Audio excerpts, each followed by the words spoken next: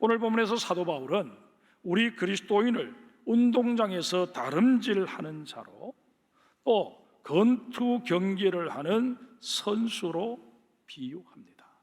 그러면서 어차피 달려야 할 다름질이라면 상을 얻을 수 있도록 최선을 다해야 하고, 어차피 싸워야 할 싸움이라면 이길 수 있어야 한다라고 권면합니다. 사랑하는 성도 여러분, 우리에게 주어진 인생 경주를 우리가 어차피 달려가야 한다면 성공적으로 마칠 수 있어야 하지 않겠습니까?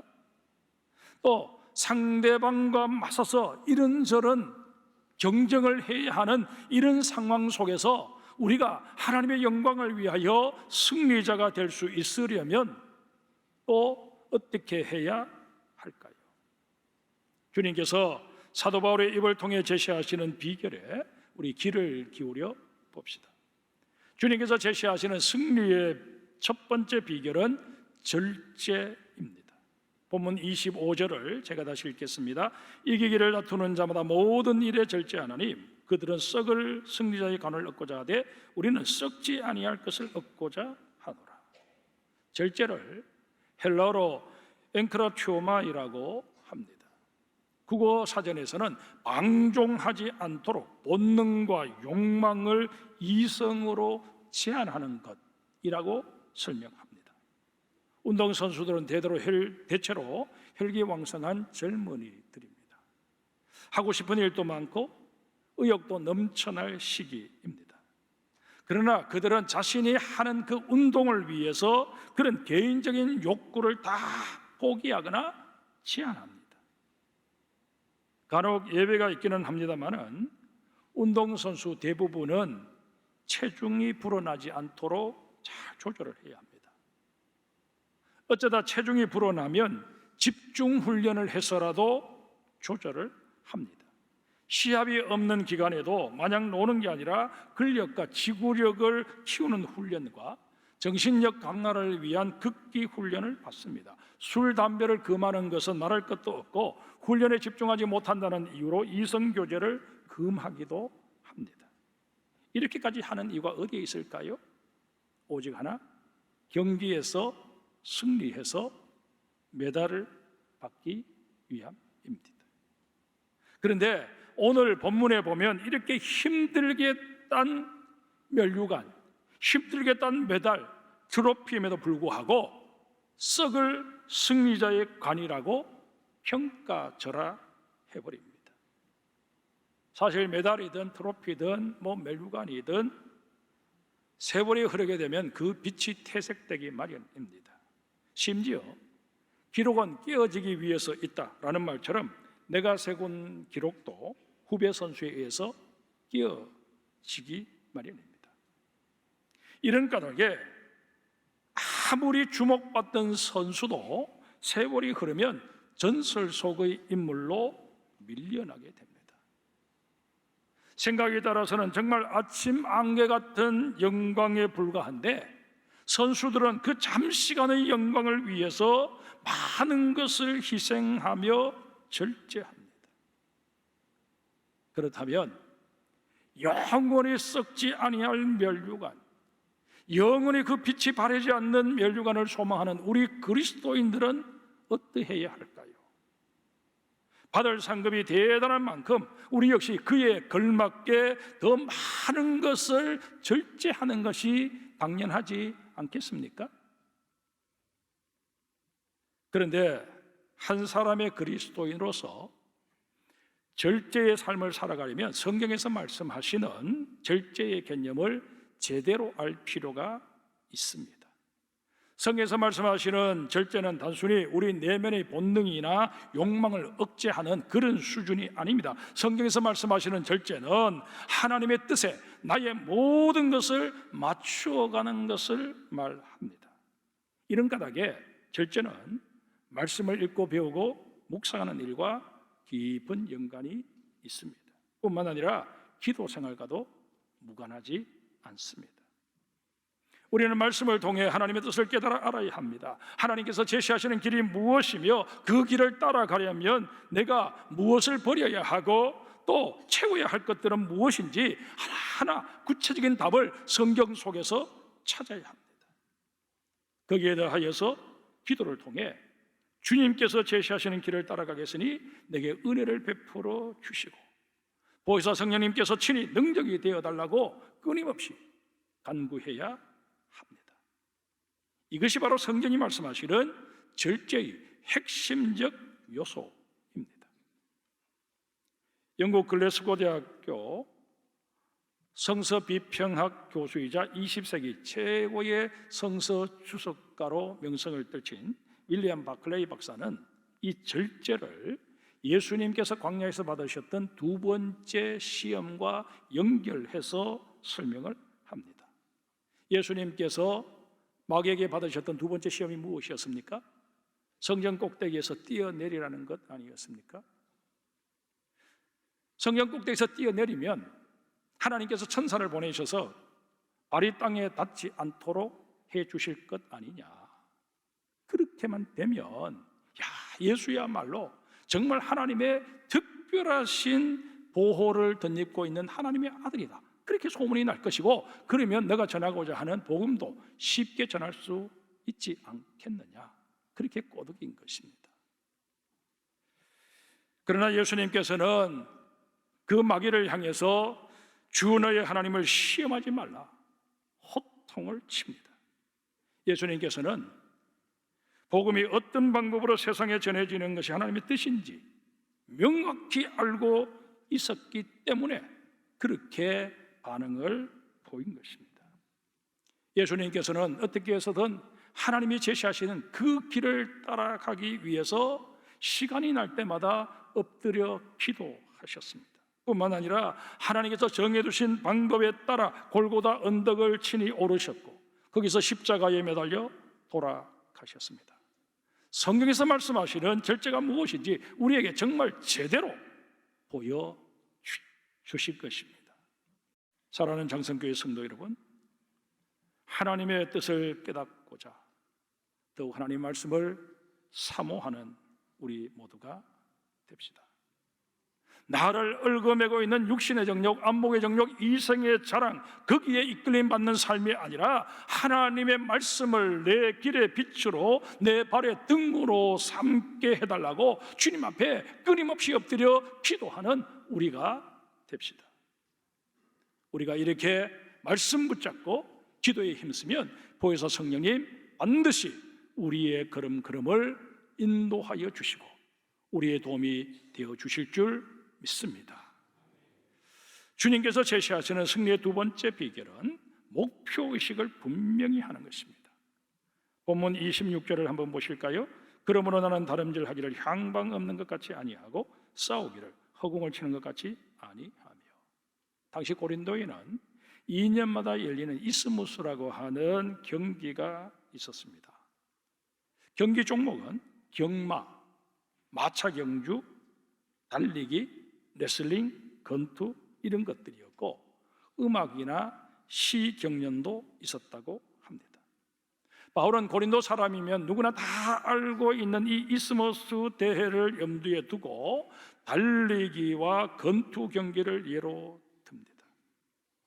달리기 선수의 경우 달려야 할 거리가 멀든 가깝든 반드시 정해진 결승선을 통과해야만 합니다. 그뿐만 아니라 결승선에 이르기까지 정해진 코스를 달려야 합니다. 코스에서 이탈하면 이유 불문 탈락입니다. 그런가 하면 권투 선수는 상대방의 신체를 가격해야 합니다. 아무리 팔을 많이 뻗어도 유효타가 없으면 상대방에게 충격을 주지 못할 뿐더러 점수도 얻지 못합니다. 그런데 우리 주변을 살펴보면 이런 바울의 겉면과는 달리 적지 않은 사람들이 목표 없이 사는 것을 보게 됩니다. 파브로 곤충기라는 책으로 명성을 얻은 장앙리 파브로 박사가 날벌레의 생태를 관찰해 본 적이 있었습니다. 관찰 결과 이 날벌레들은 무턱대고 앞에서 날고 있는 놈을 따라서 계속 빙빙 돌기만 한다는 것입니다. 어떤 목적이나 방향이 있는 것도 아니고 그냥 무작정 돌더라는 것입니다.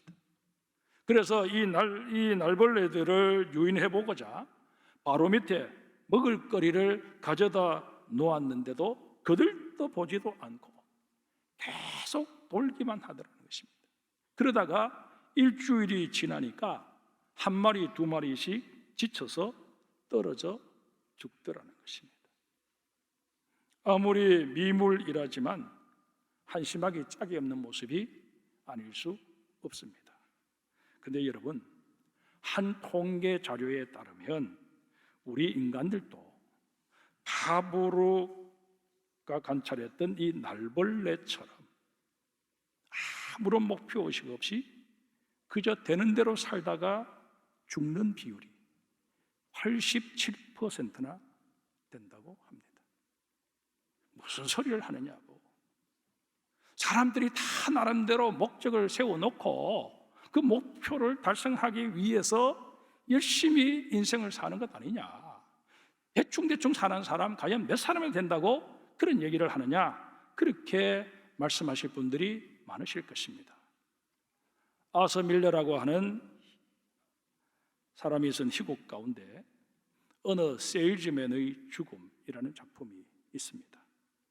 이 작품에 등장하는 주인공 윌리 로만은 그 생의 목표가 세일즈맨, 외판원으로서 성공하는 것과 자신의 두 아들이 출세하는 것이었습니다.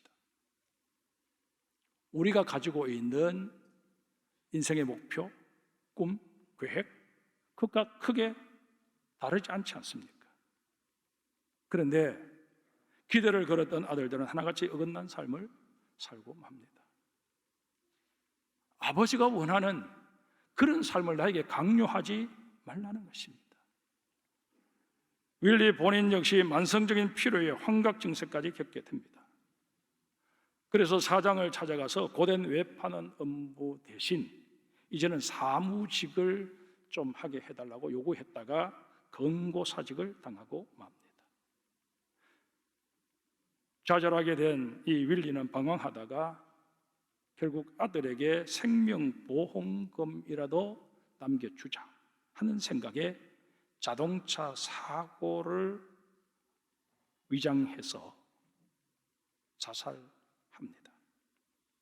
그런데 윌리의 장례식에서 큰아들 비프가 이렇게 절규합니다. 아버지는 잘못된 목표를 가지셨습니다. 사랑하는 성도 여러분, 목표의식이 불분명하거나 잘못 설정될 경우 그 인생은 불행과 허망함으로 끝날 수밖에 없습니다. 그러기에 우리는 목표를 정하되 위에 있는 것을 염두에 두어야 합니다. 골로새 3장 1절 우리 화면을 보시고 3절까지 같이 읽겠습니다. 같이 읽습니다. 그러므로 너희가 그리스도와 함께 다시 살리심을 받았으면 위의 것을 찾으라. 거기는 그리스도께서 하나님 우편에 앉아 계시느니라. 위의 것을 생각하고 땅의 것을 생각하지 말라. 이는 너희가 죽었고 너희 생명이 그리스도와 함께 하나님 안에 감추어졌습니다. 여러분, 이 말씀에 진심으로 아멘 할 수 있기를 주님의 이름으로 축복합니다. 주님께서 제시하시는 세 번째 비결은 하나님의 판단에 유념하라는 것입니다. 본문 27절에 바울이 말합니다. 내가 내 몸을 쳐 복종하게 하면 내가 남에게 전파한 후에 자신이 도리어 버림을 당할까 두려움이로다. 바울이 자신의 구원을 확신할 수 없어서 이런 말을 한 게 아닙니다. 바울은 그 누구보다도 자신이 구원받았다는 사실을 확신했습니다. 바울은 다메섹으로 가던 중에 만나게 된 예수 그리스도께서 십자가에 달려 흘리신 그 보혈로 자신이 저지른 온갖 죄악들이 다 덮여졌고 구원의 은총 또한 확실하게 누리게 되었다는 사실을 추호도 의심하지 않았습니다. 그런데도 바울은 버림받게 되지는 않을까 두렵다고 말합니다. 이렇게 말하는 이유가 무엇일까요? 그 이유는 분명합니다.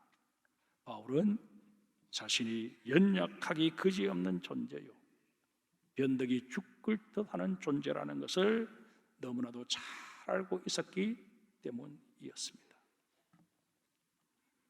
바울의 전도 여행은 3차에 걸쳐 이루어졌는데 1차가 AD 47년에서 49년까지 이루어졌고 이동거리도 2240km에 달했습니다. 2차는 AD 49년부터 52년까지 3년 넘게 걸렸고 이동거리도 장장 4500에서 5600km로 추정합니다. 3차 여행은 AD 53년경에 시작해서 거의 5년에 걸쳐 2차 때와 비슷한 거리를 여행하며 복음을 전했습니다. 당시는 요즘처럼 교통편이 원활하지 못했습니다. 짐승을 이용하거나 걸어서 다녀야만 했습니다. 바다를 건너는 것은 배가 그 당시에 안전하지 못했기 때문에 정말 위험한 일이 아닐 수 없었습니다. 그뿐만이 아니었습니다. 전도 지역의 사람들의 반응도 녹록치 않았습니다. 바울 자신도 그 멀고 멀었던 전도 여행을 이렇게 수레합니다. 내가 수고를 넘치도록 하고 옥에 갇히기도 더 많이 하고 매도 수없이 맞고 여러 번 죽을 뻔하였으니 유대인들에게 40에 하나 감한 매를 5번 맞았으며 3번 태장으로 맞고 1번 돌로 맞고 3번 파선하고 일주야를 깊은 바다에서 지냈으며 여러 번 여행하면서 강의 위험과 강도의 위험과 동족의 위험과 이방인의 위험과 시내의 위험과 광야의 위험과 바다의 위험과 거짓 형제 중의 위험을 당하고 또 수고하고 애쓰며 여러 번 자지도 못하고 줄이며 목마르고 여러 번 굶고 춥고 헐벗었노라. 이런 수고를 했기에 바울도 사람인데 왜 공치사하고 싶은 마음이 없었겠습니까? 그러나 바울은 공치사하고 싶은 마음이 들 때마다 자신의 몸을 쳐서 하나님의 뜻에 복종시켰습니다. 또한 욕되었던 자신의 과거를 되돌아보며 나는 죄인 중에 괴수였던 존재다, 이런 나를 나되게 한 것은 오로지 하나님의 은혜다.